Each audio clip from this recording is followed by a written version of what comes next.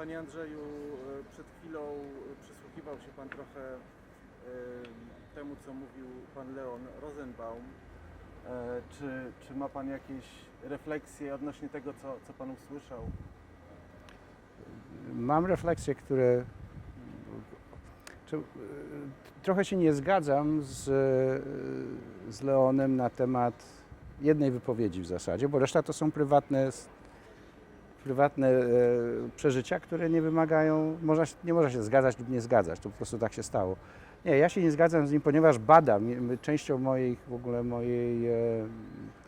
mojego życia, mojej kariery jest właśnie historia filmu amerykańskiego i poza tym, że jestem praktykującym filmowcem i miałem szansę poznać wielu z bohaterów, o których Leon myślał lub mówił. I napisałem nawet takie 2 książki w Polsce, które nazywają się Pollywood, jak stworzyliśmy Hollywood i Pollywood, Uciekinierzy w raju, w którym właśnie z autopsji wiem, że to nie było tak, że to nie jest tak, że oni się nie przyznawali do czy Billy Wilder, czy Fred Zinnemann, czy twórcy amerykańskiego przemysłu, czy Goldwyn na przykład, albo Mayer, a po prostu wynika to stąd, że amerykańscy historycy są niechlujni. Po prostu Amerykanie nie znają historii, nie znają geografii. W związku z tym jest im łatwiej po prostu, jak powiedzą Wiedeń, to wszyscy wiedzą, co to był Wiedeń, ale jak powiedzą Krasnosielc, to nikt nie wie, co to jest Krasnosielc. Prawda? Faktem jest, że 3 z 4 braci Warnerów urodziło się w Krasnosielcu. Louis B. Mayer się urodził, a Krasnosielc jest ile? 40 km od Warszawy, 50 km od Warszawy. Goldwyn się urodził w Warszawie.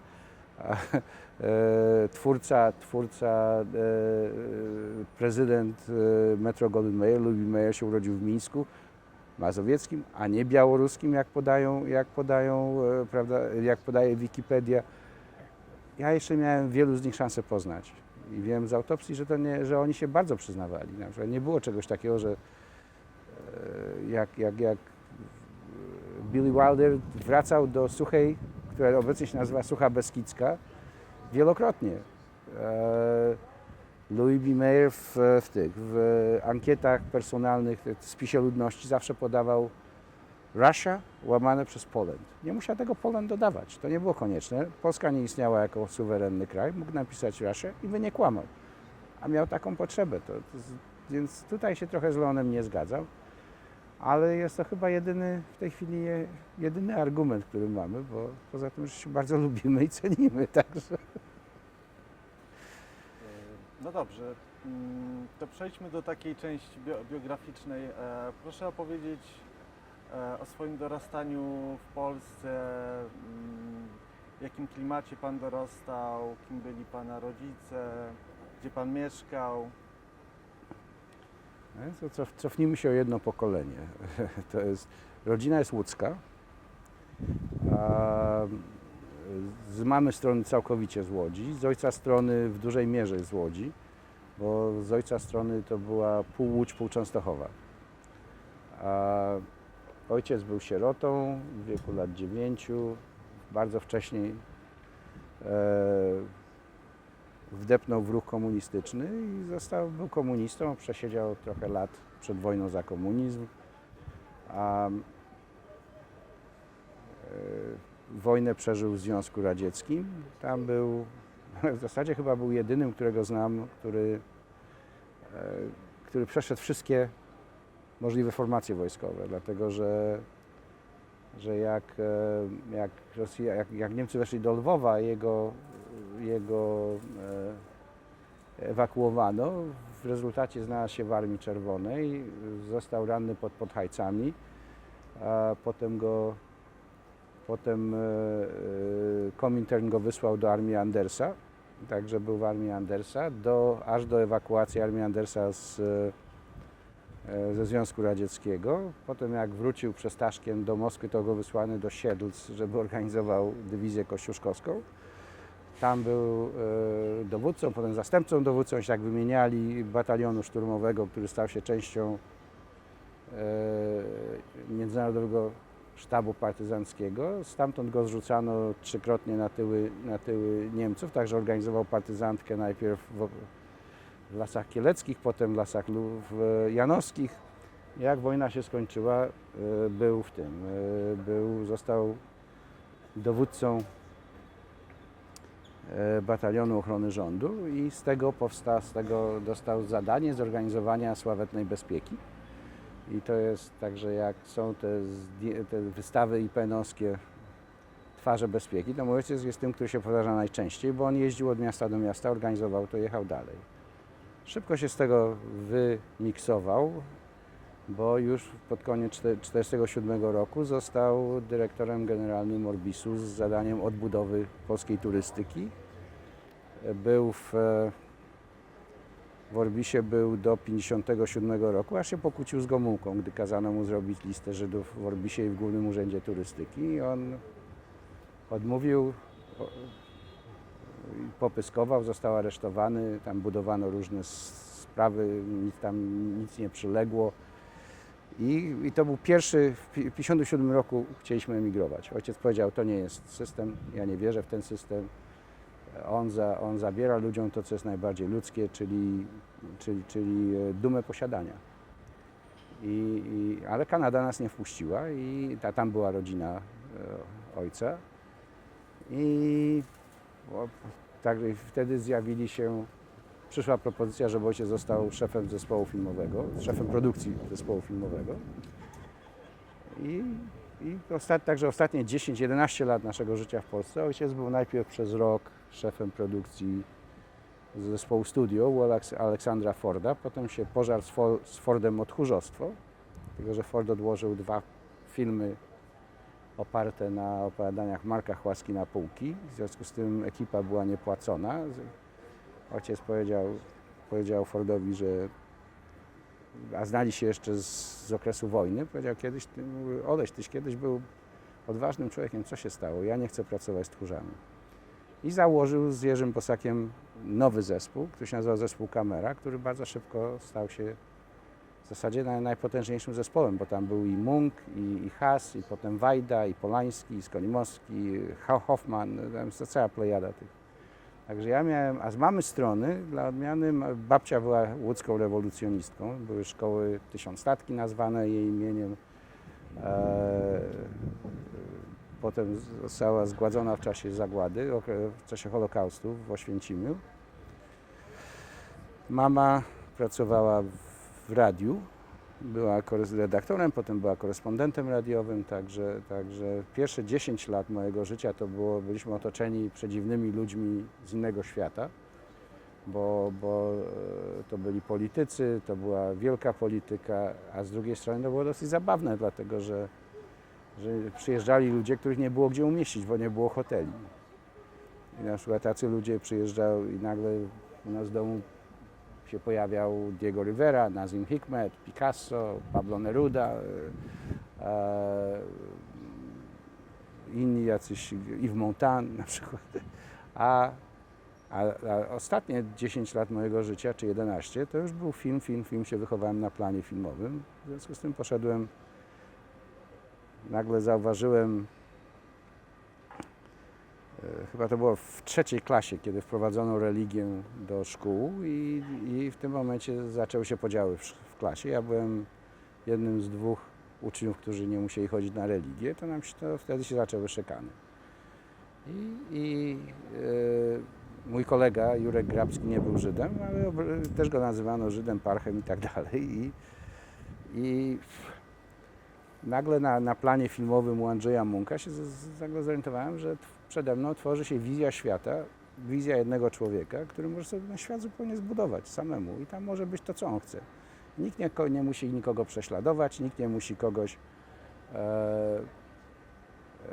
ośmieszać, prawda, że jeżeli człowiek ma poczucie humoru, to może być pogodny świat, jeżeli jest ponurakiem, może być ponury świat. I wtedy zdecydowałem się pójść do szkoły filmowej, a przedtem w ogóle zacząłem jako poeta. Mój pierwszy wiersz się ukazał w Świerszczyku, jak miałem 10 lat, potem wyszły moje wiersze, jak miałem 14,5 roku. Także to była moja droga do filmu. Dostałem się do Łódzkiej Szkoły Filmowej. A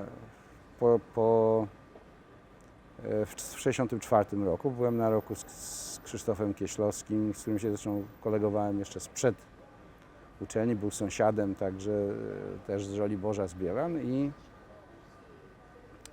przyszedł 68 rok. W 68 roku mnie dosyć ostro atakowano w łódzkiej prasie i z głupia fran dostałem propozycję 6-miesięcznego stypendium w Stanach Zjednoczonych w Studio Paramount. Z początku oczywiście mama już nie żyła, mama zmarła młodo w 65 roku. A najpierw była pierwsza reakcja, że to jest jakiś podstęp, jakaś prowokacja, nie wtrącaj się w to, nie odpowiadaj. A potem powiedzieliśmy, no co może się stać. I w Stanach, w Montrealu, część rodziny, która w 1957 roku była w Montrealu, w międzyczasie się przeniosła do Los Angeles. Pod mostem ci nie dadzą zginąć. Nie znał naszej rodziny, także i wyjechałem na 6-miesięczne stypendium. Ze mną pojechała jeszcze moja młodsza siostra, która na paszporcie turystycznym. I pewnego dnia zadzwonił telefon, zadzwonił pułkownik Glantz, on był dyrektorem biura paszportów i powiedział, że dostali podanie ojca o wyjazd do Izraela i że dopóki my w Los Angeles się nie zrzekniemy obywatelstwa, ojca nie wypuszczą z Polski. Czysty szantaż. Ja zaprotestowałem, napisałem list do Ministerstwa Spraw Zagranicznych z pytaniem, dlaczego, od kiedy to jest odpowiedzialność zbiorowa, że nikt nie pytał mnie, na kogo głosował mój ojciec na ostatnich wyborach, nikt nie pytał ojca, na kogo ja głosowałem. Ja jestem obywatelem, rozumiem, że siostra jest jeszcze nieletnia, ale ja już jestem obywatelem pełnoprawnym i proszę nas nie łączyć. No i tam zaczęły się ostre przepychanki. Ojcu dano dokument podróży, a myśmy w międzyczasie odesłali nasze dokumenty, tak jak nam kazano, bo po moim liście do MSZ-u przyszedł następny telefon, że nie mam się co stawiać, dlatego że nasze paszporty zostały unieważnione, w związku z tym już nie mamy wyboru. A też już te nieważne paszporty odesłali, po czym ojcu wydano dokument podróży, po czym nam odesłano paszporty z powrotem do domu z listem od wicekonsula Henryka Szewca, że ktoś niekompetentny nas wprowadził w błąd i mamy natychmiast wracać do Polski. W międzyczasie w noc przed ojca wyjazdem ojcu zabrano dokument podróży. Powiedziano, wasze dzieci się nie zrzekły obywatelstwa, nie dotrzymaliście umowy. I ojciec jeszcze musiał zostać prawie 4 miesiące to jeszcze trwało, ale w końcu wyjechał. Także ja byłem jednym chyba, z tego co wiem, to było co najmniej 7 takich przypadków, kiedy ludziom odbierano obywatelstwo, odbierano dokumenty na terenie obcego kraju. Moja siostra i ja byliśmy 2 takimi przypadkami. I tak wylądowałem w Los Angeles. Czy chciałem, czy nie chciałem. Także w ogóle dla mnie, jeżeli mnie zapytasz o 68 rok, może wyprzedzam twoje pytania troszeczkę, ale to, co się stało w 68 roku, to była niesłychana krzywda wyrządzona przede wszystkim naszym rodzicom. Większość z nas to byliśmy dziećmi już z drugich rodzin. Pierwsze rodziny naszych rodziców zginęły. Ja byłbym jego 4. dzieckiem, moja siostra 5. Ale pierwsza żona, 2 dzieci zginęło, następne dziecko zginęło i jak już podchowali nas na tyle, żeby zacząć odcinać kupony, mieć trochę spokoju, nagle ich wykopano. To już byli ludzie po 50, to już byli ludzie, mieli po 50-60 lat i nagle wyjeżdżali w nieznane. I to jest ta część 68 roku, o której się bardzo mało mówi z jakiegoś powodu. Myśmy byli młodzi. Większość nas wylądowała w krajach, które nas przyjęły. Nasi rodzice przyjechali tam w wieku, kiedy ludzi się wyrzucało z pracy, zwalniało, a nie przyjmowało. Wyjeżdżali do krajów, w których nie znali języka, nie znali kultury, nie znali niczego, musieli zaczynać pod koniec życia wszystko od początku. I im się należy naprawdę trochę miejsca, im się należy hołd. Nie mam innego słowa. A dlaczego pana ojciec wybrał Izrael? Ojciec nie wybrał Izraela. Izrael był jedynym miejscem docelowym, na którym można było wyjechać. Ojciec nigdy nie dojechał do Izraela. Ojciec wylądował w Niemczech. Tak się zdarzyło, że ojciec był urodzony w mieście Breslau, kiedy to jeszcze były Niemcy. W związku z tym ojciec był dosyć znaną osobą. Jeszcze już w filmie wielokrotnie współpracował z niemiecką telewizją. Tam nakręcił między innymi Konwickiego Maturę, tam nakręcił odcinki z Wajdy. Także był dosyć znaną w ogóle postacią i jak tylko niemiecka telewizja się dowiedziała, że ojciec wyjechał i jest w Wiedniu, to mu zaproponowali pracę najpierw w Hessischer Rundfunk, czyli w ADR, a potem w Zweite Deutsche Fernsehen, także ojciec został w Niemczech. Nasza rodzina się rozpadła. Gdybyśmy planowali emigrację, a prawdopodobnie byśmy wyjechali, dlatego że nas od dziecka rodzice nam mówili, przyjdzie taki dzień. Że was wyrzucą stąd, bo oni widzieli pismo na ścianie już. I to był najgorszy rok dla nas do wyjazdu. Ja byłem po 4. roku, jeszcze nie miałem dyplomu, bo ja byłem po 4 latach studiów. Siostra była rok przed maturą. Nikt nas nie wyganiał. Mogliśmy spokojnie przeczekać ten rok, wyjechać już po maturze, po studiach. Także ojciec wyjechał dlatego, że go upokorzono. Ja miałem z ojcem rozmowę w 60, przed samym wyjazdem, jak się pojawiła ta idea, właśnie jak ta propozycja od ministra Garsteckiego stypendium. To ja mu powiedziałem, słuchaj, jeżeli to jest prowokacja, to co ty zrobisz? To ojciec wtedy powiedział, ja z Polski nie wyjadę, ja budowałem ten system, ja nie mam prawa uciekać. Ja mam moralny obowiązek zostania z tym tonącym statkiem.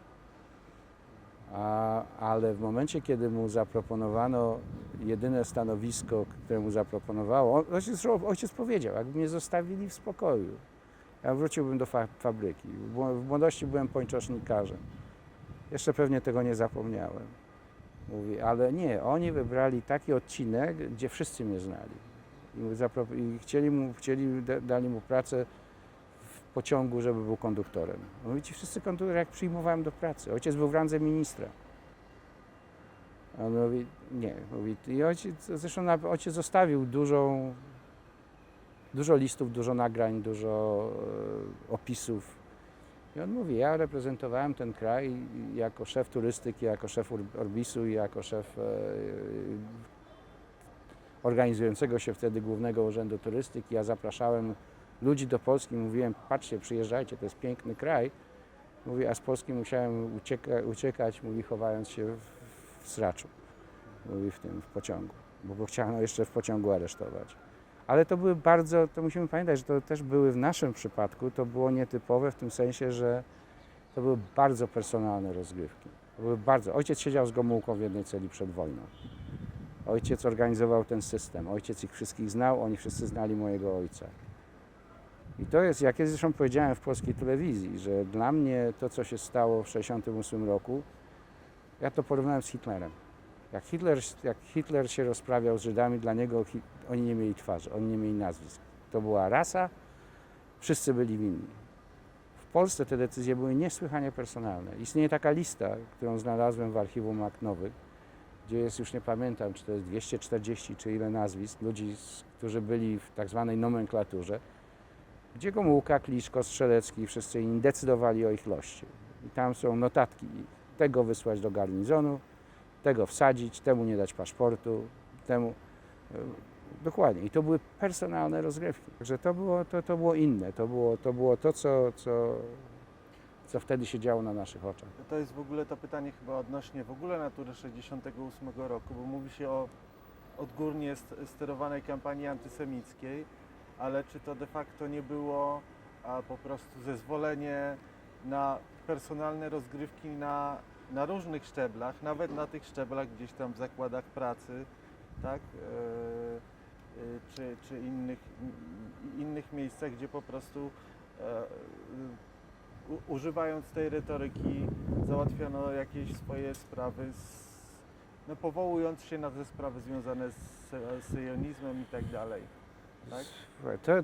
To jest bardzo ciekawe pytanie, które mi w tej chwili zadałeś, bo dlatego, że ja mam takie, jako akademik, mam takie uczucie, że cały mechanizm 1968 roku nie został do końca wyjaśniony, zbadany.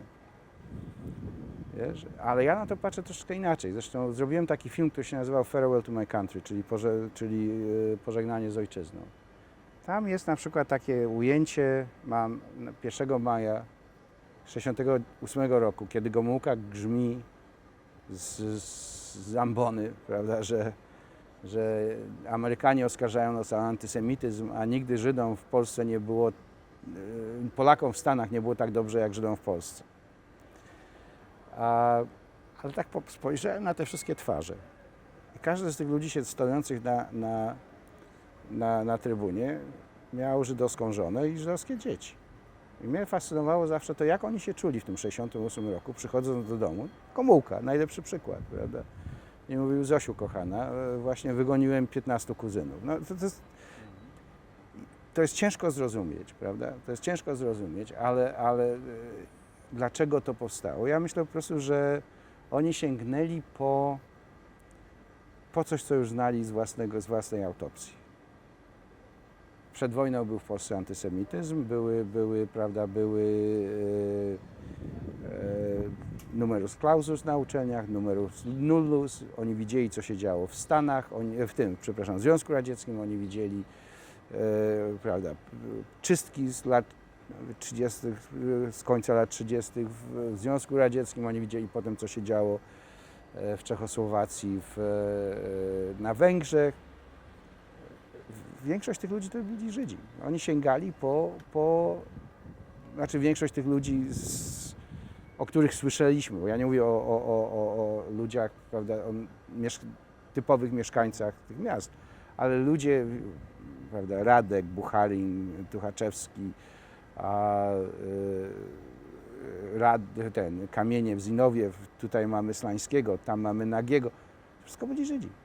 Także ja mam wrażenie, że oni po prostu sięgnęli po coś, co już znali, że to zadziała. Że to była najskuteczniejsza metoda załatwienia pewnych spraw, a faktem jest, że musimy też jeszcze pamiętać, kim byli ci ludzie. To byli w większości ludzie niewykształceni. Ich uniwersytety to był Sierac, Rawicz, Wronki, Bereza, Kartuska i nagle oni już...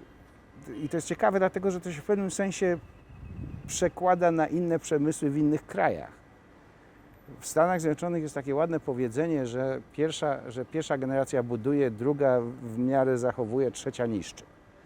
Prawda? Tutaj mamy tą pierwszą generację komunistów, którzy zbudowali ten system, dorwali się do władzy, prawda? I tu nagle wykształcili własne dzieci i teraz te dzieci też muszą coś robić, prawda? I nagle ich ta poprzednia generacja im stoi po drodze.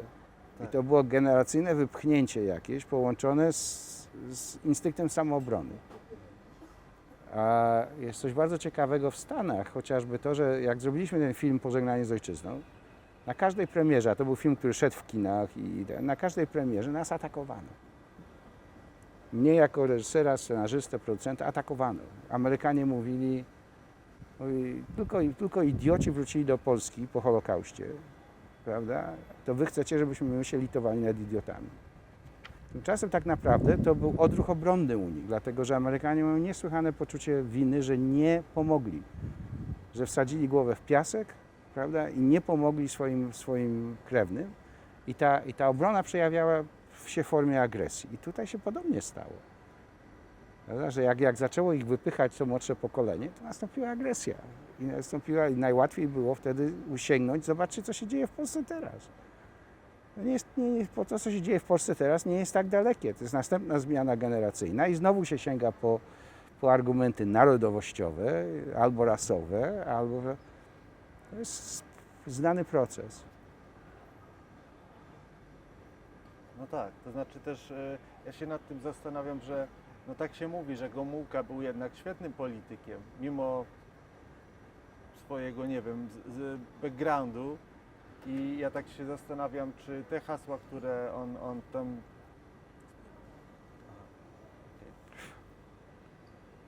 Przerywamy, tak? Tak, znaczy czy on był, to jest to, co mówisz, że on wiedział dokładnie, że to zaskoczy i że to tak trzeba Słuchaj, zrobić. ja coś powiem, ja nie wierzę, że to był przypadek. A opieram się po prostu, uważam, że to nie był przypadek, dlatego z tego, co mi ojciec opowiadał o okresie, kiedy był w Sieradzu w więzieniu z Gomułką. Jak Gomułka doszedł do władzy, ojciec zresztą był jednym z tych, którzy dokoptywali go do władzy w 1956 roku, w kwietniu już. Oni się bardzo pokłócili. Ojciec wtedy Gomułka, jeszcze nie będąc oficjalnie w rządzie, zaproponował ojcu tekę ministra kolei. Ojciec powiedział: nie, ja nie wejdę w to, dlatego że tyś się otoczył oportunistami. Ci wszyscy ludzie, którzy tutaj otoczyłeś się, mówi, 5 lat temu cię wszyscy sypali. Mówi, ja nie chcę pracować z oportunistami, z tchórzami. Ale to, co on mówił o Gomułce i o okresie więziennym, to on mówił, że że on był wtedy już w Sieradzu przed wojną, że on był antysemitą, antyintelektualistą, a że był paranoiczny i że był ograniczony intelektualnie. Także ja nie wiem, czy Gomułka był takim fantastycznym politykiem. Gomułka po prostu w kraju wytworzył się pewnego rodzaju, wyszedł na wierzch Polski, to co my nazywamy polskim charakterem. A dzisiaj to już jest nie tylko polski charakter, to jest charakter całego świata, że po prostu, że w ramach, nawet jeżeli polecimy historycznie, prawda, Polska nie istnieje 123 lata, jest 1919 rok, co prawda Polska już istnieje, ale oficjalnie jest, prawda, pakt wersalski podpisany, Polska istnieje i rok później Piłsudski, nieatakowany przez Rosjan, idzie na Rosję. Dlaczego? Bo on się ich boi i uważa, że on w ten sposób stworzy pewien, czyli pierwsze wahadło idzie tutaj, prawda, przeciwko tym, którzy dopiero go pozwolili temu kraju zaistnieć. Po wojnie, prawda, mamy zamordyzm, stalinizm, Gomułka kogoś potrzebujemy, to Gomułka przesiedział w areszcie domowym ileś tam lat, no to on musi być liberał. On nie był liberałem. Potem, prawda, znowu Gomułka w ciągu roku przykręca śrubę, nagle ten cały liberalizm pryska jak bańka mydlana, to przychodzi potem przychodzi następna zmiana i Polska sięga po kogo? Po Wałęsę. Wałęsa był najlepszym elektrykiem wśród prezydentów i najlepszym prezydentem wśród elektryków, ale on nie miał ani wykształcenia, ani nie miał głębi intelektualnej, filozoficznej. Czyli cały czas to wahadełko lata ze skrajności w skrajność. Także ja nie wiem, i Gomułka był po prostu dla mnie wypadkiem losowym w historii Polski. Ja go bynajmniej nie gloryfikuję. To Nie, ja nie myślę, że go gloryfikujesz, ale po prostu ja tak jak wiesz, mówicie, jak ja to widzę. A byście się z ojcem ogólnie politycznie zgadzali? Czy ty ze swoim ojcem? Ojciec jak wyszedł z rządu, odciął się od polityki. On powiedział, ojciec był fantastycznym organizatorem. Ojciec zorganizował festiwal młodzieży, kongres pokoju, kongres intelektualistów. Do tego stopnia był fantastycznym organizatorem, że jego inne kraje wypożyczały, żeby organizował dla nich to. Także ojciec obserwował, ale politycznie on powiedział, ja nie chcę być na żadnej pozycji, w której mój los zależałby od KC. Także na przykład pierwsza propozycja po odejściu z Orbisu i z Głównego Urzędu Turystyki to było, że zadzwonił Stach Albrecht i zaproponował mu, żeby został wiceprezesem Głównego Urzędu Kinematografii. Ojciec powiedział, nie, ja nie chcę być, bo to znowu jestem w nomenklaturze. Stanowisko szefa zespołu już nie było. Szefa produkcji, bo on podlegał wtedy wiceministrowi kultury, to już była zupełnie inna bajka. Oczywiście to też było jakieś złudzenie, dlatego że oni, jak zobaczyliśmy tę listę, tam wszyscy byli. Tam byli ci, co byli w nomenklaturze i ci, co nie byli w nomenklaturze. To byli ci ludzie, których Gomułka uważał za przeciwników politycznych. Także, ale to były... Czyli z ojcem nie miałeś jakichś dyskusji Słuchaj, światopoglądowych? Nie, mieliśmy bardzo dużo, tylko że ja nie byłem... Jedyne, co czułem od ojca, to było bardzo silne... Ojciec nie chciał, żebym się zapisał do ZMS-u. Na przykład. On nie chciał. On powiedział, ja już swoje odrobiłem, ja już Mówi, jak ojciec mówił, wódki, komunizmu, a 3 generacje wy macie dosyć. Ale na przykład jak się dostałem, jak złożyłem podanie do szkoły filmowej, a miałem 17 lat wtedy, to był pierwszy rok, kiedy wpuszczono maturzystów, to ojciec był niesłychanie przeciwny temu. Mimo że już był szefem zespołu, mimo że pracował w tej branży, ale tydzień potem przyszła delegacja z Rady Narodowej i wybrała 5 studentów na studia do szkoły dyplomatycznej w Moskwie. Wow, te muchy. I ja byłem jednym z tych 5.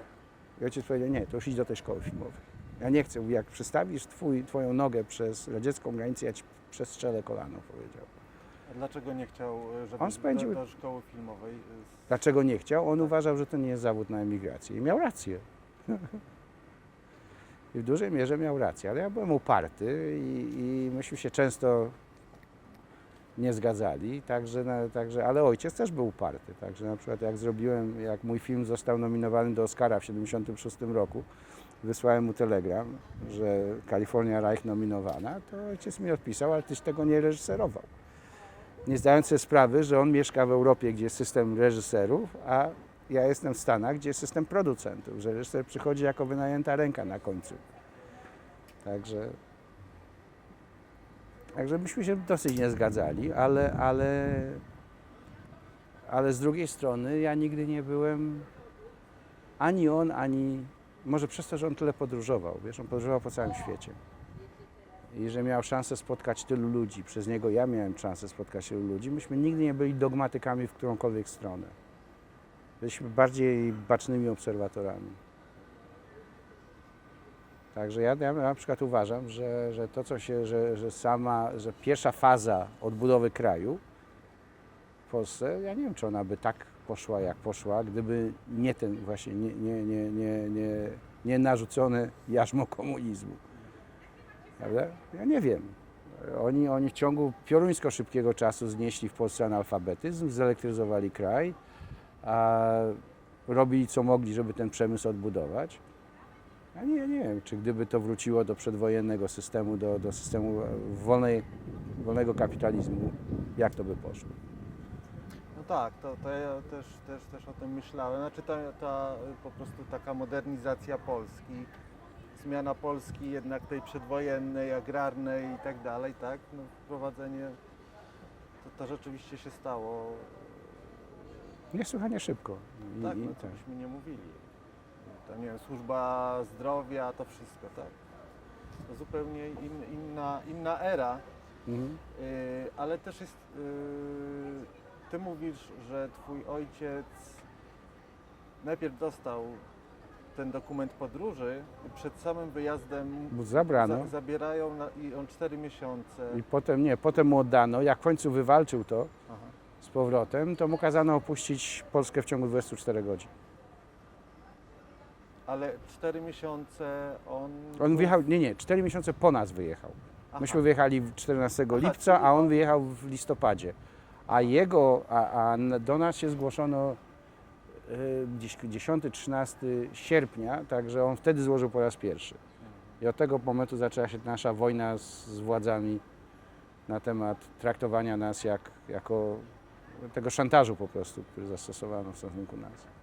Znaczy to się, tak jak widzę, to się też tutaj często zdarzało w takich przypadkach, jak na przykład został jeden z rodziców czy rodzice w Polsce albo jakiś krewny i jest sytuacja przyjazdu na pogrzeb, tak? To znaczy tych emigrantów, którzy wyjechali z polskimi paszportami jeszcze Tak. w jakiś inny sposób trochę wcześniej albo tak w 1967 roku. Jest też szantaż, że my ci damy tą wizę, żebyś do Polski wrócił na ten pogrzeb, tak? Przyjechał pod warunkiem, że się zrzekniesz polskiego. Mnie po prostu nie obywatelstwa. wpuszczano. Ja nie No miałem tak, tego żeby problemu. dostać- Mnie żeby po prostu dostać- nie wpuszczano. I mnie po raz pierwszy wpuszczono do Polski w 1985 roku. I to też głównie dlatego, że to była taka sytuacja, że zadzwonił do mnie Janusz Morgenstern. Ja już miałem wtedy swoją własną firmę produkcyjną, swoją własną firmę dystrybucyjną. A zrobiłem już sporo filmów. Ja w Stanach zrobiłem ponad 60 filmów i serii telewizyjnych, i miałem i nagrody, i nominacje do Oscara, i Emmys, i to wszystko. I nagle i zadzwonił Janusz Morgenstern i powiedział, który był moim nie tylko przyjacielem, ale opiekunem na czwartym roku studiów i powiedział: Andrzej, my tutaj zdychamy z głodu, musisz nam pomóc. Jest taka sytuacja, jest taki film, który Amerykanie przyszli do nas, potem oni nawalili, myśmy już tu wydali pieniądze, być może się skończy sprawą sądową, możemy mieć kłopoty. A ja wtedy byłem na kontrakcie z CBS. Miałem kontrakt na 3 filmy, więc wziąłem szybko ten scenariusz, który oni zatwierdzili. Dostałem, w ciągu dosłownie 2 dni dostałem pozwolenie CBS-u i CBS wystąpiło o wizę dla mnie w 1985 roku i ją łaskawie dostałem na 3 dni. To była 3-dniowa wiza i wtedy mi powiedziano, że jedyny powód, dla którego oni mi dali tą wizę, to jest to, że się bali, że jak polscy dziennikarze będą składali o wizy amerykańskie, to CBS wywrze presję na Departamencie Stanu, żeby im też nie dawać. I to jest, także, ale jak już raz mi dali, to potem następny raz mi dali na dłuższy, potem jak zobaczyli, że przyjeżdżamy z pieniędzmi, sprzętem i to zostaje, zaczęliśmy wspomagać polską kinematografię, to już potem z wizami nie było problemu. Natomiast paszport z powrotem dostałem w 1993 roku, też w paradoksalny zupełnie sposób, bo wiesz, to co się stało w 1968 roku, to jest to, że jak nam odebrano dokumenty, moja siostra i ja spojrzeliśmy na siebie i powiedzieliśmy, zakończył się pewien etap naszego życia. My do Polski nigdy nie wrócimy. W związku z tym przeszliśmy na angielski. Siostra miała 17 lat, ja miałem 21. Zaczęliśmy funkcjonować mną się zaopiekował taki zresztą fantastyczny reżyser z okresu międzywojennego Józef Lejtes, który mi mówił: Andrzej, nie po to cię Polska wyrzuciła, żebyś był polskim ambasadorem. Jak chcesz tu zaistnieć, musisz nauczyć języka, myśleć jak oni, pracować jak oni, a wtedy może masz szansę. I myśmy przeszli zupełnie na angielski. I nagle w 1993, także ja zaistniałem w amerykańskiej kinematografii i nagle w 1993 roku zadzwonił do mnie Waldemar Dąbrowski z propozycją, żebym napisał scenariusz do Ogniem i Mieczem dla Hoffmana. A Hoffman był wychowankiem zespołu mojego ojca. Także myśmy się znali, ja go znałem od dziecka, od mojego dzieciństwa. Jego całą rodzinę, ojca. I wtedy zapytałem Dąbrowskiego, ja mówię: no Waldek, ale dlaczego wy się do mnie z tym zwracacie? Ja nie piszę po polsku od 1968 roku. A bo to jest za duża inwestycja, to się nie zwróci z Polski. Mówi, poza tym ty znasz obydwa systemy. Mówi, to jesteś jedyny, którego mamy takiego. Mówi, a poza tym chciałbym, żeby to była wizytówka polskiej kinematografii. Ja wtedy pamiętam, dostałem takiej, wiesz, zacząłem się śmiać jak człowiek, który się naćpał marihuany. Wiesz, to po angielsku się nazywa giggles, wiesz. Ja mówię, to ty chłopie masz chucpę, to ty dzwonisz do mnie, ty sobie zamawiasz wizytówki dla polskiej kinematografii u nowojorskich Żydów, czyś ty oszalał? No jaki ty jesteś nowojorski Żyd, ty jesteś jednym z nas, ty jesteś... Ja mówię, nie, ja nie jestem jednym z was. Zabraliście mnie dokumenty 25 lat temu, nigdy żeście mi ich nie oddali. Mówi, ja jestem, co więcej, ja mam list z łódzkiej szkoły filmowej, jeden, że nigdy nie istniałem, a drugi potwierdzający moje studia, podpisany przez tego samego PO rektora.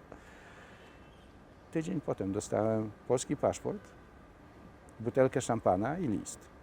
Także ja nie musiałem o to prosić. Gdybym musiał prosić o to, nigdy nie przyjął polskiego paszportu. To była akcja nielegalna, to był szantaż. To jest tak jak prosić złodzieja, żeby ci oddał samochód, który ci ukradł. Na całym świecie. Także... Wielu ma z tym ogromny problem, tak? Tak, ja nie używam polskiego paszportu. Ja wjeżdżam do Polski na amerykański paszport. Wielokrotnie mnie pytano o to. Za każdym razem mam tą samą odpowiedź. Także mam to? Dobrze. To jest...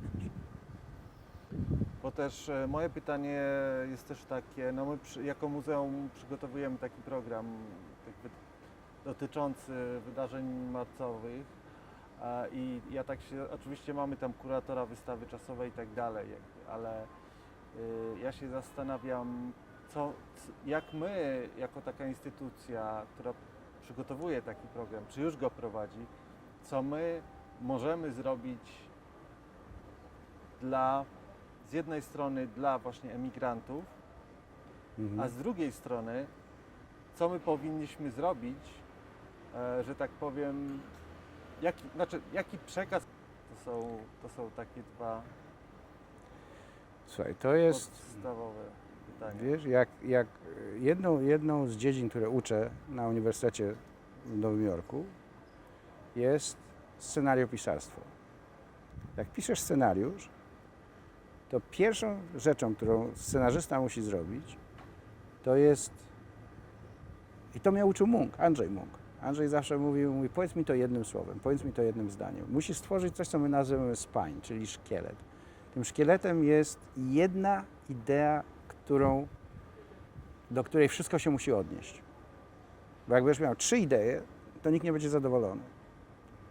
I tutaj myślę, że te 2 pytania, które mi w tej chwili w zasadzie zadałeś, nasza emigracja, prawda, imigranci, którzy mają zupełnie inny bagaż psychiczny, a niezałatwione rany, wiesz, tutaj z naszymi emigrantami jeszcze jest tak, że czas dla jednych czas jest przyjacielem, dla innych wrogiem.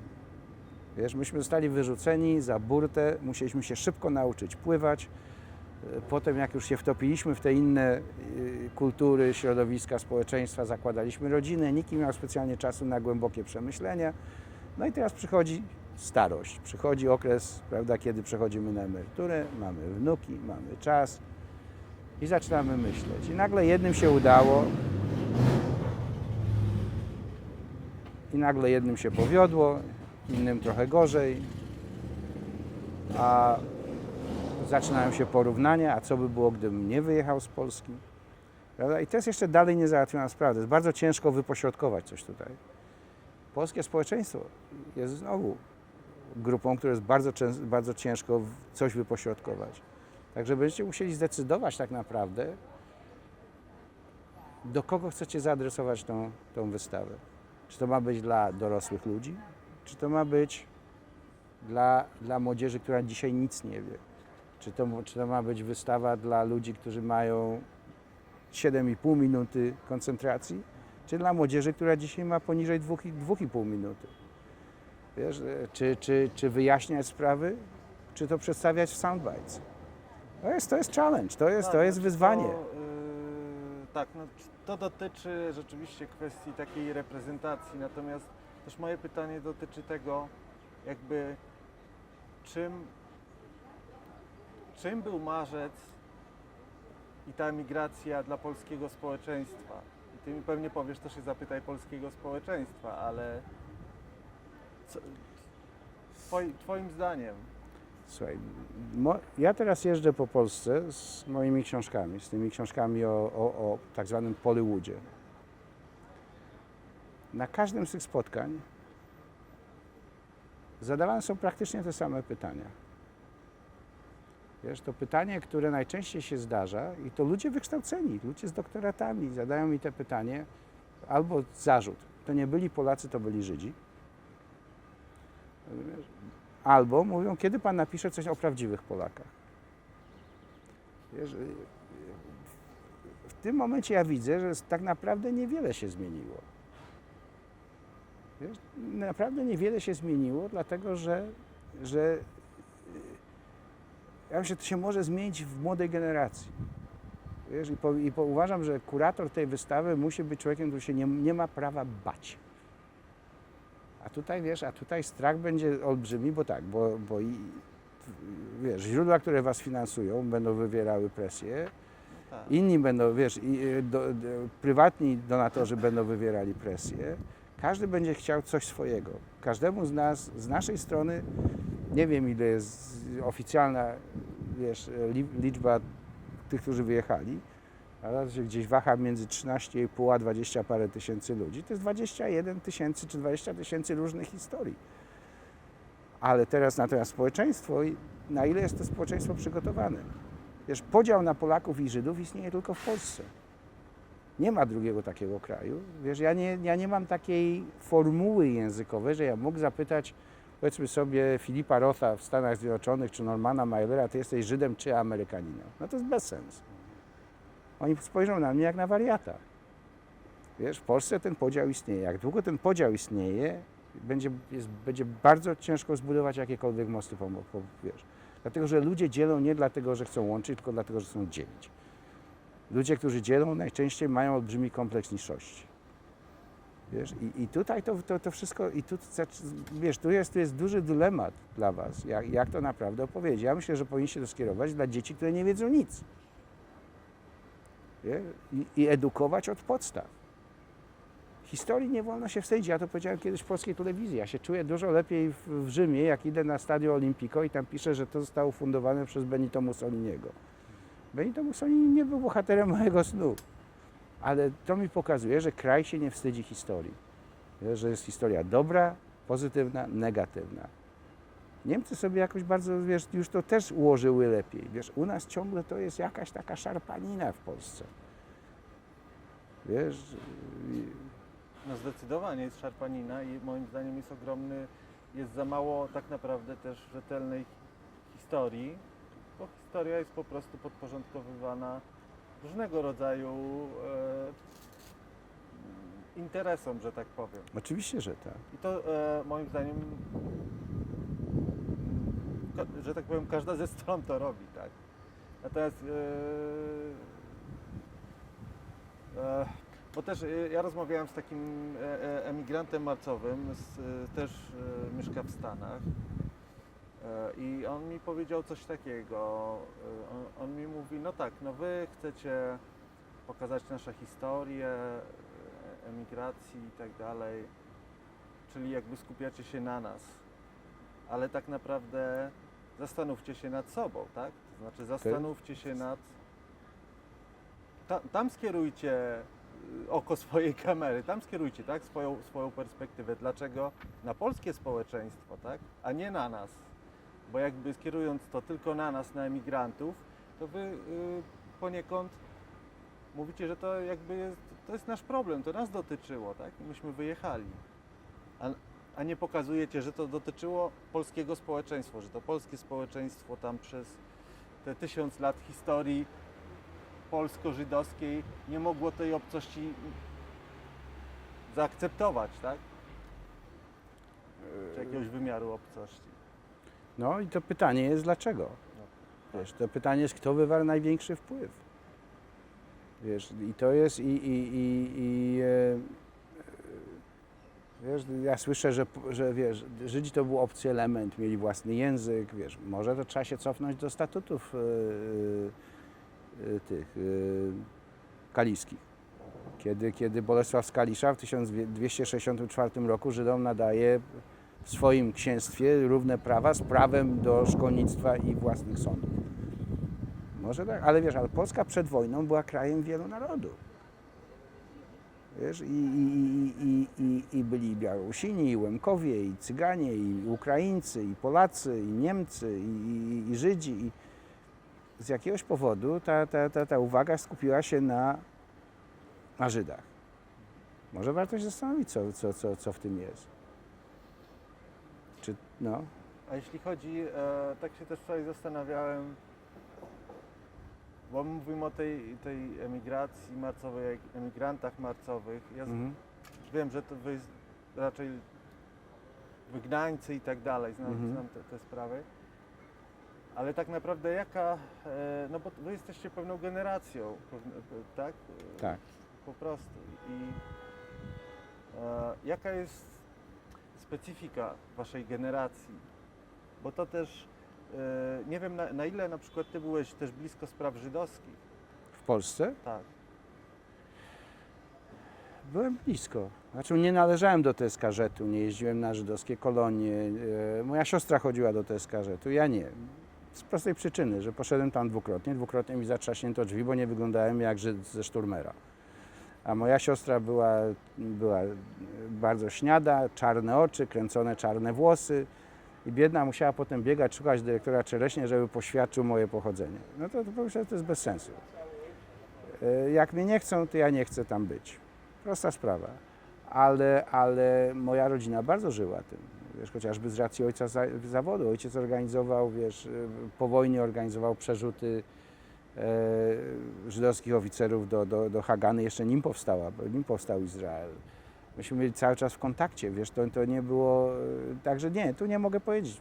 Czasami jak trzeba było coś powiedzieć, żebyśmy nie słyszeli, to wchodził jidysz, wiesz, to nie uciekniesz od tych spraw, nie uciekniesz od tego.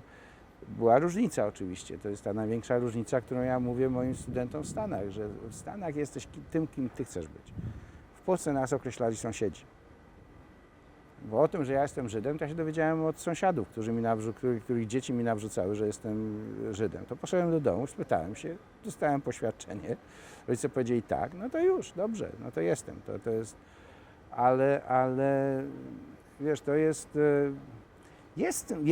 jest jakieś poczucie winy, bo na przykład coś ci opowiem takiego, że jak wróciłem do Polski, nie mogłem przyjechać na 30-lecie mojej matury. Bo tak się złożyło, że moja amerykańska żona wówczas umierała. A rok później pojechałem, zaprosiłem, już nie pamiętam, 15, 18 kolegów z klasy. I co było ciekawe, że nikt z nich nie zapytał, jak ci się żyje? Masz rodzinę, nie masz rodziny? Tylko pierwsze pytanie było, czy tyś od nas odczuł antysemityzm? Ja mówię, to najwyraźniej w was siedzi, bo to nie jest pytanie, które ja bym wam zadał. Wiesz, także jest jakieś ukryte poczucie winy, których oni raczej, wiesz, może prywatnie do mnie powiedzą, bośmy się lubili. Ale gdzieś to tkwi zakleszczone i tego... Zdecydowanie. I oni się z tym sami, wiesz, borykają bardzo. Tak, znaczy to mi wiele osób, obcokrajowców, których spotykam, mi mówi, że jak oni spotykają Polaka, to ten Polak prędzej czy później zacznie mówić o kwestii Żydowskiej. Po prostu. I to jest tak, teraz kilka chyba lat temu, niedawno wyszła taka książka Który Barbary o filo... Andrzeja, tak. Jak to się tam nazywa? Już nie pamiętam. Uczcie się od Żydów, tak, to ja pamiętam, czytałem to. Tak, która mówi, że on tam pokazuje, że to fascynacja kulturą żydowską niewiele odbiega tak naprawdę od antysemityzmu, że to są dwie strony tego samego medalu.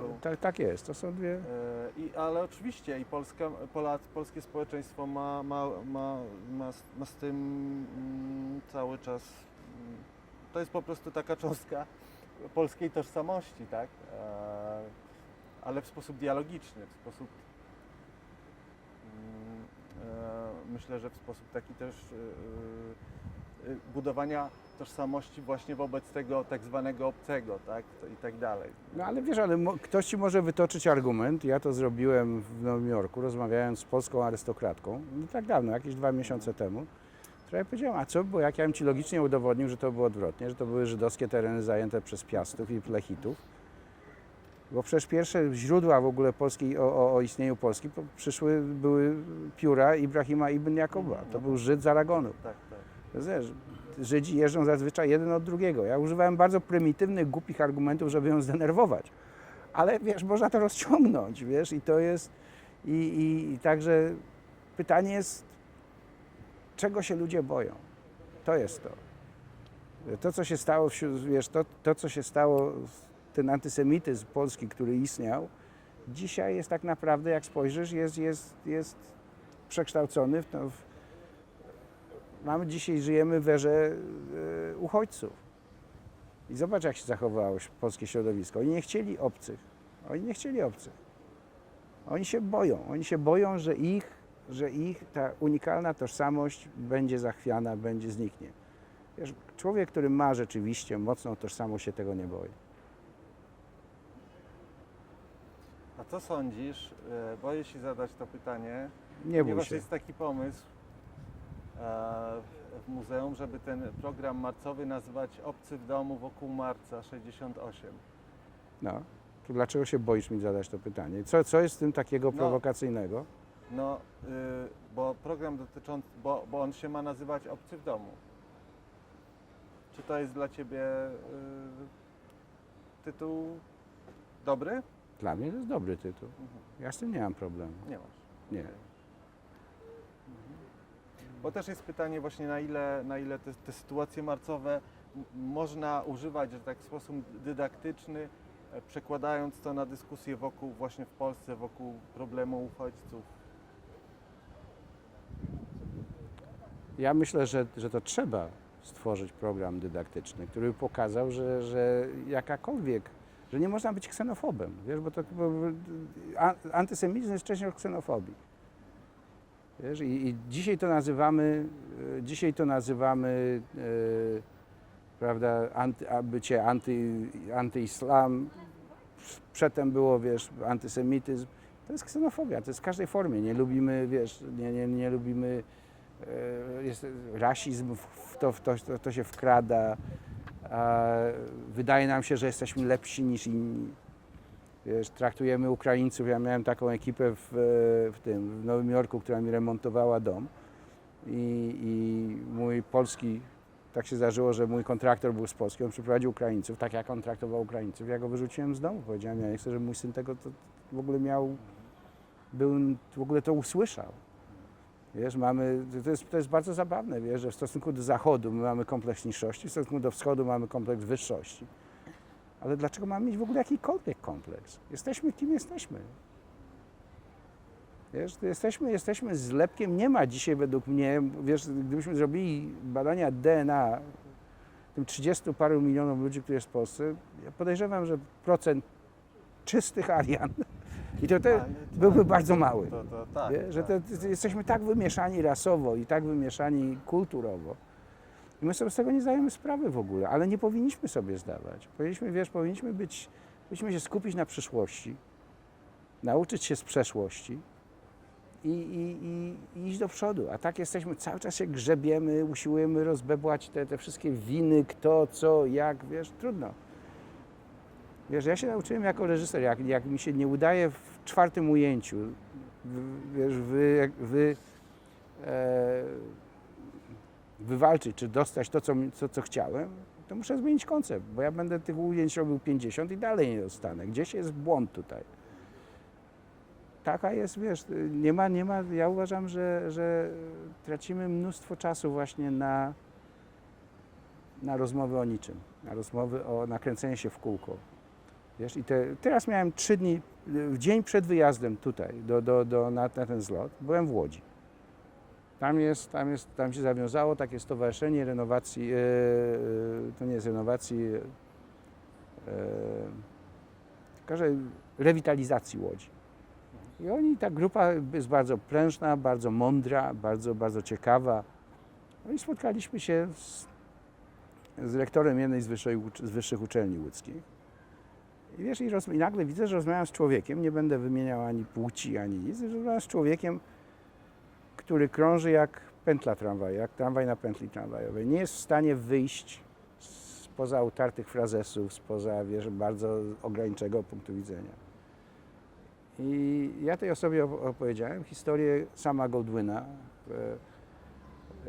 który przyjechał do Stanów i był jednym z założycielem przemysłu filmowego. Ci wszyscy założyciele przemysłu filmowego mieli jedną cechę, że tam, gdzie wszyscy widzieli to samo, a oni widzieli możliwości, inni nie.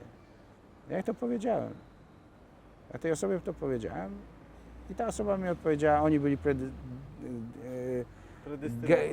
genetycznie predysponowani. No wiesz, jeżeli nie patrzymy na to tak, to nikt nie zrobi kroku do przodu. Bo daliśmy za wygraną. Wiesz, i to jest tragedia tego. Ale właśnie, bo chciałem zapytać o to doświadczenie emigranta tak naprawdę, tak? Jakie są, bo to tak jak mówisz, że oni zobaczyli nowe możliwości, których inni nie widzieli jakby, tak? Czym dla Ciebie, no tak patrząc no już z dystansu, z dzisiejszej perspektywy, czy Ty czujesz się emigrantem w Stanach? Kim Ty się czujesz tam? Słuchaj, ja się czuję... Ja niby jestem Amerykaninem i nie jestem. Ja niby jestem Polakiem i nim nie jestem. Ja niby jestem Żydem i nim nie jestem. Wiesz, może nas życie tak ukształtowało, że mamy jakieś, że każdy z nas ma unikalny wachlarz cech i przeżyć. Wiesz, ze mną tak się zdarzyło, że w Polsce zawsze uważano, że moja matka nie była Żydówką.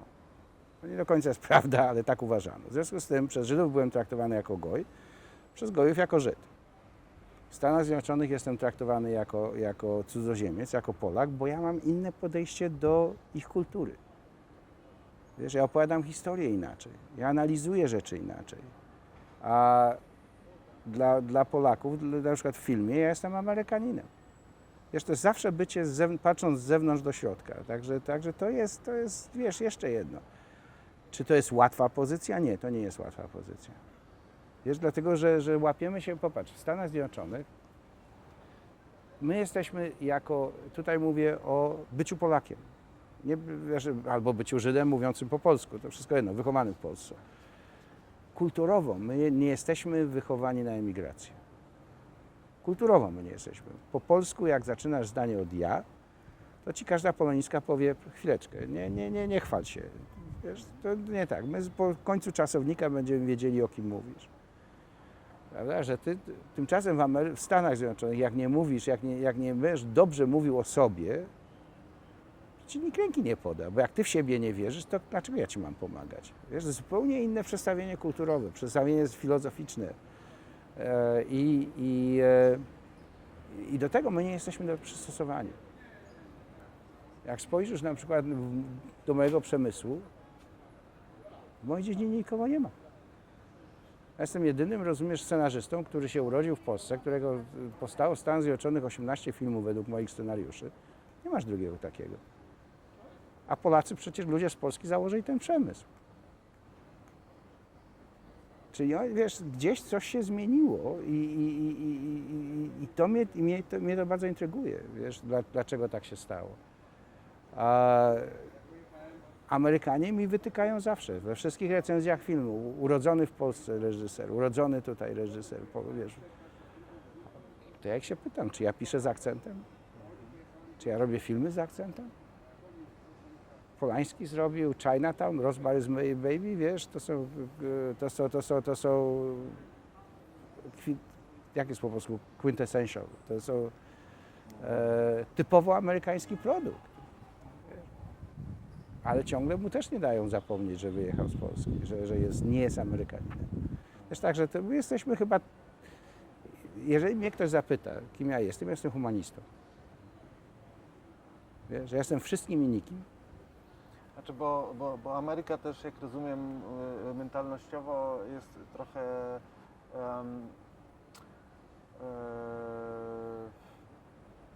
bardziej zaawansowana niż Polska w tym sensie, że pewne idee, jak idee, nie wiem, transnacjonalizmu, różne inne idee społeczne tam o wiele wcześniej powstały i się zakorzeniły, tak? A czy my w Polsce i czy odnośnie też tych kwestii, o których rozmawiamy, marcowych, tak? Ale że jakby się przyczepiliśmy tej idei po prostu tożsamości narodowej, tak? Chcemy tego określenia, czy w Stanach może nie, tak jak zresztą powiedziałeś, może w Stanach nie potrzeba takiego określenia, czy potrzeba? Nie. W Stanach każdy jest, wiesz, w Stanach Zjednoczonych każdy jest emigrantem. To może być z pierwszej generacji, trzeciej generacji, piątej generacji. Z piątej generacji już masz problem, wiesz, bo to już wobec się cofamy za daleko. Ale pamiętaj, że jaka jest ta największa różnica. Europa, myśmy się wychowali w Europie, gdzie rolą jednostki jest bycie częścią społeczeństwa. I przyjeżdżamy do kraju, w którym konstytucja ci mówi, że rolą społeczeństwa jest popieranie jednostki. To jest 180% przesunięcia. Tam ja jestem najważniejszy. Wiesz? I w związku z tym jest bardzo ciężko jakoś nawiązać dialog, w którym obydwie strony by się zrozumiały. Właśnie, co Cię najbardziej zaskoczyło po przyjeździe do Stanów wtedy? Ja tam wpadłem w ogóle w taki moment, kiedy tam jeszcze było Wiesz, tam jeszcze była grupa, Polański już zrobił Rosemary's Baby, ale jeszcze był w Hollywoodzie. Tam był Krzysztof Komeda, tam był Jerzy Abratowski, tam był Marek Chłasko, tam byli przedstawiciele starej emigracji, i polskiej, i żydowskiej. Wiesz, w Stanach Zjednoczonych było 5 emigracji w XX wieku i jedna z drugą nie współpracuje. Wszyscy się izolują. Co mnie najbardziej zaskoczyło, że w 1968 roku, wiesz, ponieważ władze polskie odebrały mi obywatelstwo, ja nie planowałem wyjazdu, ja nie zabrałem żadnych filmów ze sobą. I nagle chodzę po Hollywoodzie i mówię, ja jestem polski reżyser i nie mam nic do pokazania. Wiesz, i jak znajduję ludzi mojego pokolenia, którzy tam przyjechali przede mną, oni wcale się nie kwapią, żeby komuś pomóc. Odwrotnie, oni ci wbiją, wiesz, Polacy są kłótliwi, swarliwi, wiesz, i to działa na niekorzyść. Przyjechali Czesi i co? I Forman ściągnął Pasera, Paser ściągnął Kadara, Kader Ondryczka, Kondryczek Jasnego i nim się człowiek zorientował, miał mocną grupę czeskich filmowców i z nimi się wszyscy liczy. To jest ta różnica, wiesz, że my sobie sami nie pomagamy. Czyli mówisz, że nie było też wtedy, no teraz jak rozumiem już nie ma o czym mówić, ale żadnej generacyjnej współpracy pomiędzy poszczególnymi falami imigracji. Nie. I nadal nie ma. Jeżeli coś jest, to są pretensje. Ale ty filmów nie zabrałeś, dlatego że jechałeś na stypendium. Miałem wrócić do Polski, bronić dyplom i pracować w Polsce. Polska mnie wysłała, żebym się nauczył, jak amerykański przemysł funkcjonuje No tak. i żebym potem się podzielił wiedzą z moimi kolegami. No to jest strata. Bo ja się nauczyłem, a oni się nie dowiedzieli. Pamiętasz, jak ta decyzja o pozostaniu, kiedy ona zapadła? Wiesz, ta decyzja zapadła w momencie, kiedy nam oświadczono, kiedy przyszło pisemko z konsulatu w Chicago, że nasze paszporty są nieważne i nie mamy, wiesz, i mamy je natychmiast odesłać i koniec. W związku z tym nagle jednego dnia, słuchaj, myśmy się znaleźli w paradoksalnej sytuacji, że Stany Zjednoczone, nawet gdyby chciały nas deportować, nie miały kraju, do którego mogliby nas deportować, bo nikt nas nie chciał. To też jest ciekawe uczucie, wiesz, że nagle przekładasz to na siłę, masz 30 parę milionów ludzi, którzy mówią, ja cię nie chcę. No ale też staliście się po prostu bezpaństwowcami. Staliśmy się bezpaństwowcami. I to zajęło parę lat, potem, wiesz, dostaliśmy prawo pobytu. Siostra w ogóle wyjechała z Stanów szybko, ona się zbała bardzo, jeśli Stany, to nie było w jej charakterze, nie było w jej, zdążyłem ją wykształcić jeszcze, skończyła, ona w Polsce była rok przed maturą, była w Państwowym Liceum Techniki Teatralnej. W Stanach Zjednoczonych skończyła ten rok do matury i potem skończyła studia informatyczne. Została informatykiem. Odeszła od kultury sztuki, więcej ją nie chciała się tym parać, znalazła sobie uniwersalny zawód. A ja byłem uparty, no i to jest ta cała różnica. I miałem szczęście, miałem olbrzymie szczęście, że spotkałem paru ludzi, którzy doszli, popatrz, to nie byli emigranci tego okresu. To byli emigranci, którzy przyjechali, to był Kaper, to był Wars, to był Lejtes, to było pokolenie międzywojenne, które do Polski miało jeszcze inny stosunek niż my. Myśmy uciekali od polskości, oni się trzymali tej polskości bardzo, bardzo mocno. Myśmy natychmiast z siostrą powiedzieli, przechodzimy na angielski, u nich w domu się mówiło tylko po polsku i to piękną polszczyzną. A miałeś jakieś kontakty z Polonią? No, mówiłeś o tej pani arystokratce.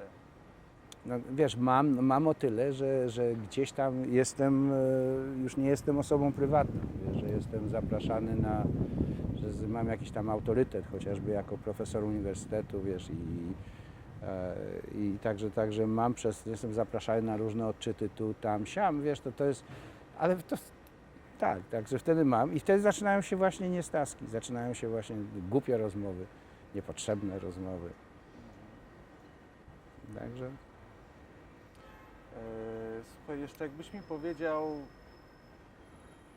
o Twoim stosunku, o Twoim o Twoich doświadczeniach z Reunion w ogóle. Czym dla Ciebie jest to spotkanie tutaj? Słuchaj, dla mnie to spotkanie to jest, ja się śmieję i opowiadam wszystkim moim amerykańskim kolegom, przyjaciołom, gdzie jedziecie. Jedziemy na zlot, gdzieś będzie w zależności od którego roku, to będzie od 350 do 3000 krzyczących polskich Żydów. I wszyscy ryją ze śmiechu oczywiście, ale tak jest. Wiesz, tutaj, wiesz, my się wyjeżdżamy stąd, zresztą teraz we wrześniu wyjdzie mój album rysunków, bo ja jeszcze jestem karykaturzystą przy tym wszystkim, zresztą publikowanym na całym świecie. Wyjdzie taki, i bardzo dużo tych rysunków jest z naszego biuletynu Reunion 68. I te dowcipy rysunkowe, które ja tam zamieszczam, to są moje reakcje na to, co tu się dzieje.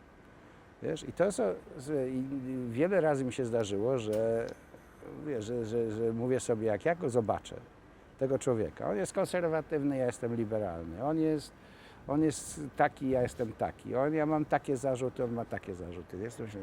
Ja mu dopiero uszu natrę. Po czym przyjeżdżamy tutaj, rzucamy się sobie w ramiona, jakbyśmy się wiesz, nie widzieli od wczoraj. Jeden zaczyna zdanie, drugi kończy zdanie, wiesz, łączy nas strasznie dużo, wiesz, i to są takie, ja myślę, że to, co się tutaj dzieje co 3 lata, wiesz, jest strasznie ważne, żeby dla naszych,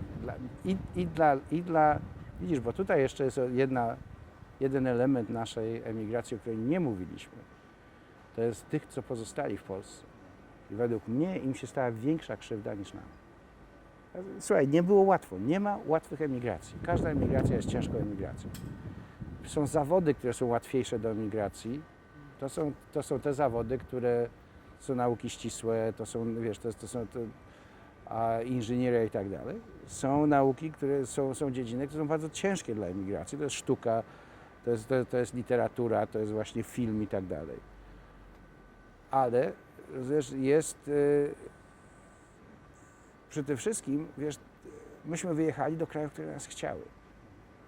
Tam została garstka ludzi, którym nagle cała infrastruktura się zawaliła. Oni są w kraju, który ich nie chce, który się od nich odwraca, a ludzie, na których się mogą opierać, już wyjechali. Ja uważam, że tak jak naszym rodzicom się stała wielka krzywda, tak tym, którzy pozostali, też. I tutaj, wiesz, mamy dużą różnicę, w naszej grupie, dużą różnicę zdań. Jedni mówią, oni zostali, to oni byli tchórze, oni nie chcieli tego. Nieprawda. Ja uważam, że nie można tak traktować. Wiesz, i w związku z tym, to co się tu dzieje, że tu przyjeżdżają jednak co 3 lata jakieś nowe twarze, bo ktoś się nagle dowiedział, że jest Żydem w Polsce i on tu przyjeżdża. To jest strasznie ważne. To jest strasznie ważne i dla nas, i dla nich, bo to jest przepływ informacji. Ale tutaj rzeczywiście przyjeżdżają. A jest parę osób, których tutaj nigdy przedtem nie było, którzy się nagle dowiedzieli kiedyś gdzieś, że ja nie znam ich nazwisk, nie mogę Ci w tej chwili powiedzieć, musiałbym spojrzeć na listę, wiesz, ale są, oczywiście, że są. A jak to jest z tymi dziećmi emigrantów? Bo tutaj wcześniej przyjeżdżali. Wiesz, oni się znaleźli w tej sytuacji, w której myśmy się znaleźli w 1968 roku. Oni tu przyjechali, parę jakichś tam związków, romansów się wiesz, zawiązało z tego. Niewiele, ale się poznali. Wiesz. Po czym ruszyli w świat, założyli własne rodziny, już mają własne dzieci. Większość nas już jest, wiesz, jesteśmy dziadkami albo pradziadkami. Mnie to jeszcze nie spotkało, ale spotka pewnie niedługo. Także, wiesz, i to jest, oni już nie będą mieli tych więzów, bo oni już nie przejdą tej traumy. Wiesz, ja miałem taką sytuację, w moim życiu tak się potoczyło, że miałem amerykańską żonę i mam żonę, która jest Żydówką z Polski, która była moją pierwszą miłością w Polsce i ja się śmieję, ty byłaś moją pierwszą miłością i byłeś ostatnią żoną. Słuchaj, różnice w komunikacji między nami są olbrzymie. Ja mojej amerykańskiej żonie musiałem wszystko tłumaczyć od Adama. Ona nic nie rozumiała. Myśmy się tak różnili. Z moją polską żoną, z Majką, rozumiesz, to my tylko patrzymy na siebie i my wiemy, o czym mówimy. Wiesz, to jest jednak kolosalna różnica. Wiesz, i ja myślę, że to, że te dzieci się spotkały tutaj chociażby raz, wiesz, oni się gdzieś tam, to porozumienie będzie łatwiejsze. Ale nie będzie tej spójności, którą my mamy. To się nie powtórzy. Świat się zmienił. To mówi się też o tej... Czyli ja muszę niestety iść na wykład Aha. Wenka w ogóle. Bo mówi się też o tej kwestii, tak, że to tak jak z Holokaustem też się poniekąd trochę działo, ale nie tylko, że jest pierwsze pokolenie, które czegoś doświadcza, potem jakieś traumy, potem jest drugie pokolenie, któremu te pierwsze pokolenie nie chce tego przekazywać i potem te trzecie pokolenie zaczyna do tego poszukiwać, do tego wracać, tak? Także też nie wiem, czy tak będzie w Waszym przypadku.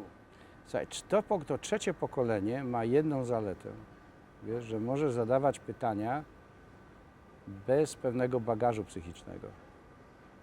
No, na Wiesz, pewno, i tak, tak. myśmy, wiesz,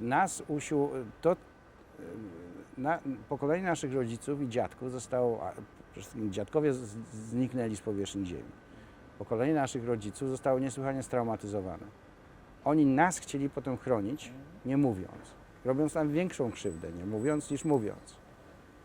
Wiesz, potem myśmy się musieli parać i borykać i zaadresować naszą traumę.